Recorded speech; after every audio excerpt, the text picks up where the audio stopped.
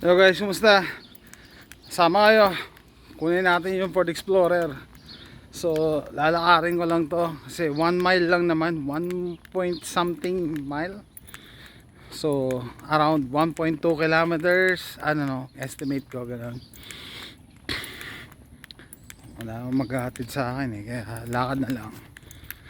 Plus, I need the exercise. So, chinek ko. Ito, dapat dala ko yung credit cards ko. No? And I think importante lang naman tatanong ko is ano yung warranty nila no? I think OEM parts ang pagkasunduan namin 18 months yata warranty nito. 18 months. Hindi pa ginawa talagang 2 years, no? Ay nako, tara, neighborhood namin. O recap lang, no? So, yung options ko sabi 7,600 upgraded parts daw. I-upgrade, mas matibay daw. Tapos 24 months yata yung warranty. Tapos ang kasunod OEM parts, original Ford, no? Galing sa Ford yung parts, 6,500, and then refurbished yata 6,100 or surplus. So, pinili ko yung OEM 6.5 kasi konti lang diferensya. Tapos, sabi niya, actually bago nila nag-come up doon, nag-authorize pa ako ng na ibaba yung transmission, $899, $900. Kasama na daw yun sa total price. So, hindi nila bubuksan yung transmission mo kung hindi ka magbabayad na $900, which is logical naman siguro kasi paano lang malalaman kung ano ayusin kung hindi bubuksan and hindi basta-basta magbaba ng transmission, magbaklas. Advice ko lang sa inyo, huwag kayo bibili ng CVT transmission. CVT is everywhere ngayon, sakit ng ulo. Honda yan na rin ang ginagamit, CVT na din. I think Toyota, yung ibang cars nila CVT na rin. Toyota Corolla, CVT na yan. Mas maganda yung old school na transmission.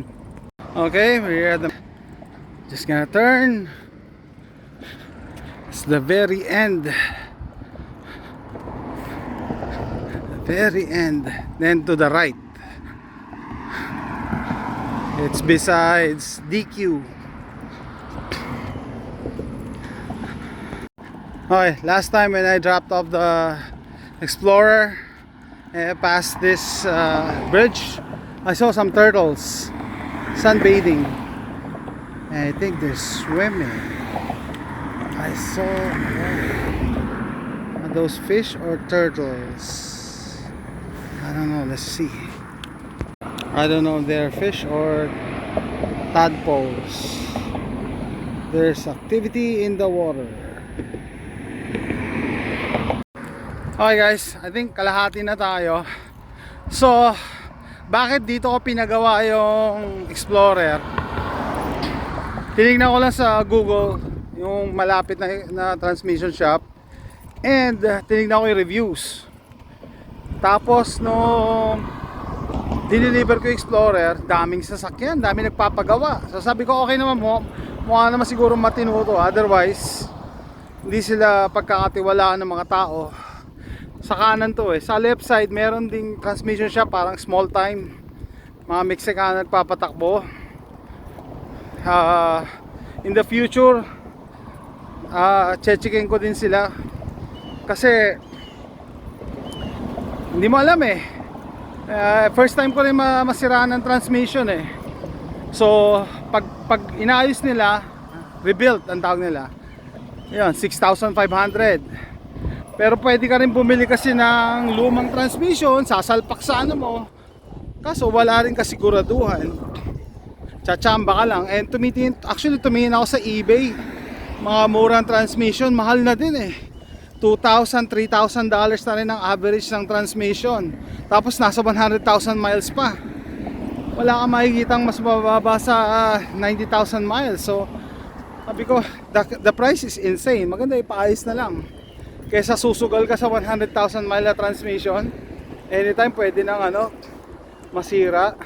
Siguro yung 100,000 miles masisira yan in 2 or 3 years, no? 2,500. Mahal pa yung shipping, no? Mahal ang shipping kasi mabigat yun eh. Tapos hindi daw sila nagsiship sa bahay, dapat commercial, dapat sa talyer ibababa. Ay nako, so abot nga na 3,000 to 3,500 pag bibili ka. Tapos isasalpak nila, so magbabayad ka ng labor around 2,000, 5,000. So nakatipid ka lang ng 1,500. Konti lang diferensya, hindi ka pa sigurado. Ito may warranty dito na 18 months, so almost 2 years, no? So ewan ko, iwi-weigh ko pa rin. Ano ba, magpaayos ka, bumili ka ng refurbish. Siyempre out of the question yung bibili kang bago. Pag bibili ka ng bago malulula ka. Ika-car payment mo, may monthly ka nyan. Okay, so why did I bring my Explorer in this transmission shop?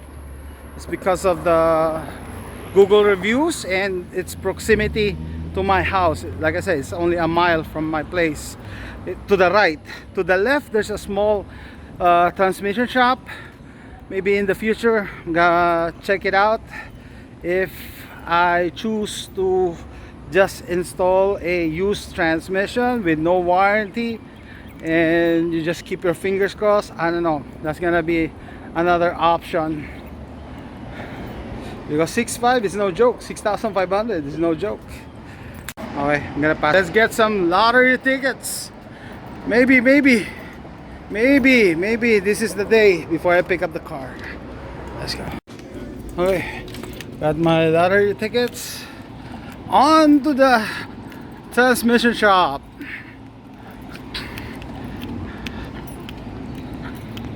Isa sa nagpakumbinsi sa akin bakit ipagawa na lang, no? Sabi nung isang nabasa ko sa forum, kung ikaw gagastos ka ng libo-libo, mas maganda yung sigurado. Tama nga naman, kesa gagastos ako ng mas mura like 4,500 or 5,000 tapos hindi sigurado. Delikado kasi eh. Tsaka yun nga, no, yan transmission tsaka engine, yung loob na engine, yan ang hindi ko kayang pakialaman eh. And then wala rin akong tools. At saka alam nyo ba yung transmission, guys, kahit magdi-DIY ka, order ka, kunyari makakuha ka magandang transmission, kailangan mo i-reprogram. Yun ang hindi ko alam. Wala akong device para mag-reprogram. Wala rin akong knowledge paano mag-reprogram. So yun nga, sabi, di ba, stay in your lane, bro. Kahit nagdi-DIY ako, alam ko yung limits ko, no? Alam ko yung limits ko. It will do more harm than good. Yung last time nga na gusto ko magpalit ng transmission oil filter, para ma-access mo yun, kailangan tanggalin mo yung oil pan na patagilid. Binalik ko yung mga tornilyo, sabi ko ay hindi ko to kaya. May nakaharang doon sa tornilyo na isa last na tornilyo Uy, daming bubog dito dami nagbabasag dito. Yan, lapit na tayo.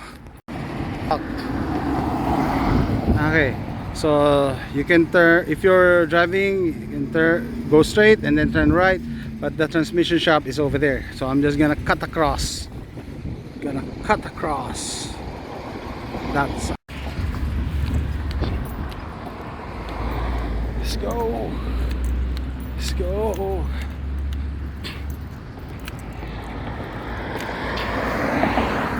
Oh, it's getting hot. Let's go.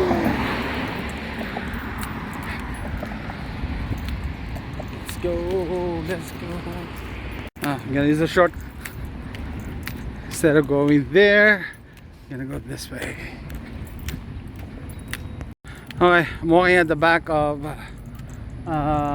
Walgreens and the back of Jack in the Box. That's the transmission shop. Oh no, that's not the transmission. That's the transmission shop. So brake and tires A+. I'm gonna cut through here. Dito lang, dito tayo. Almost there. It's like what? 200 yards? 200 yards? 150 yards. Back of Walgreens. This is where I get my medicine. Okay, dito tayo sa DQ. Pick up din ako dito eh. Sayang naman kasi Explorer kasi noong January lang, 'di ba?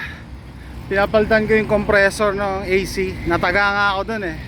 $1,300 bayad ko doon eh.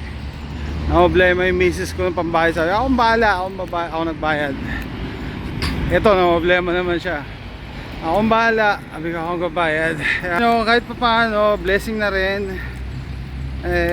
Kahit may mga gastos, may pambayad tayo. No? Kahit pa na-appreciate ko yung mga ganyan eh. Kasi na-experience ko talaga yung walang-wala eh. Nasa Pilipinas ako. Alam nyo ba yon, yung naghahanap ka ng barya sa bahay mo, kahit benching ko, ipunin mo, talagang walang-wala ka eh. Thankful pa rin. Okay, we're here. They said the name itself, transmission specialists. So they are experts. So where's my car? Oh, where's my wife's car? They have a lot of cars. See, no parking space actually. So it means business is good. They're doing something good, right? Let's go. I think that's the car. It's over there. Okay guys, binayaran ko na. Ay nako, tinanong pa ako eh, isang card lang ba? Sabi ko, isang card lang. Ito na yung binayaran, isang card lang. Pasok yan. Ako.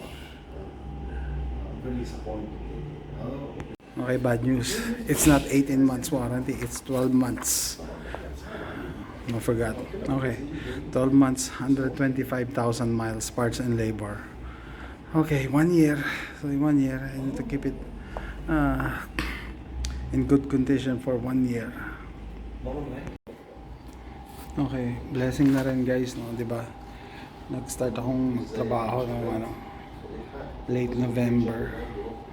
And then tuwing susweldo talaga ako, binabayad ko sa credit card.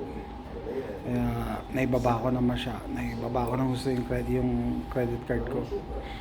Yung isang credit card ko nga, 18,000 ang limit. Nung nag-start yata ako magtrabaho, nasa 12,000 yun. Ngayon, $500 na lang laman. Hindi ko siya sinasara kasi for emergency. So, yun ang emergency namin eh. Ayun, blessing pa rin kasi naibaba ako. So, di ba, kung nagka-follow kayo sa live ko, di ba, yung financial journey ko, di ba sabi ko, ibababa ko yung utang ko, yung credit card. And then it paid off. Lalo ngayon, emergency, kailangan mong bayaran. The more na patagalin mo to, lalo masisira eh. Let's go. Cars here.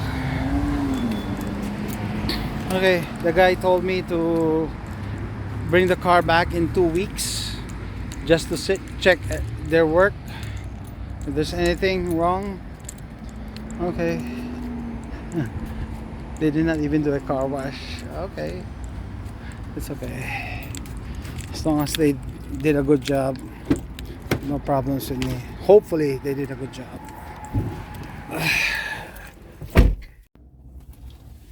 Okay. Woo. Hot. It was hot outside.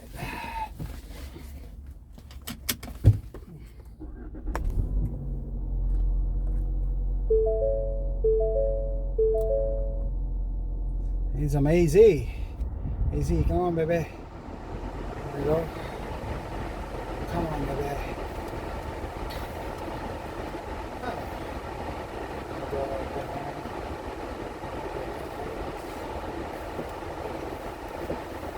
Mirrors.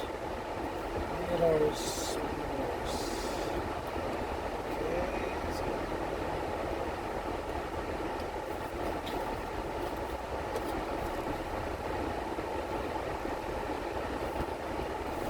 Okay, so far so good.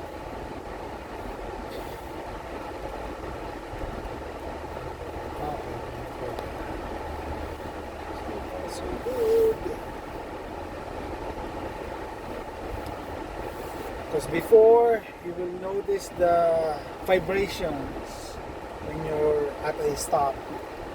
Okay. It's gone. Because yun.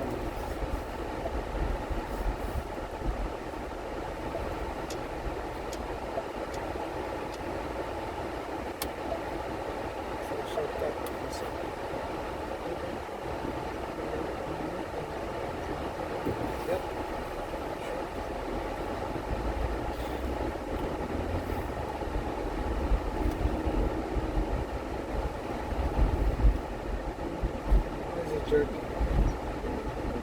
That was a jerk. Power. No, let's see, let's see. Wait. Here we go.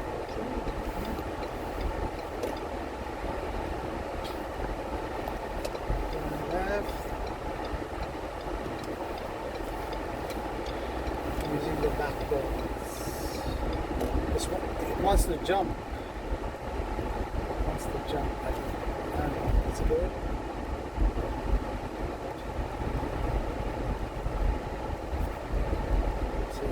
Okay, I was just here a few minutes ago. That's the gas station where I got my lottery tickets.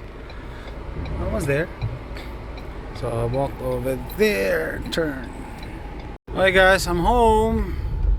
That orange car right there, that's my son's car.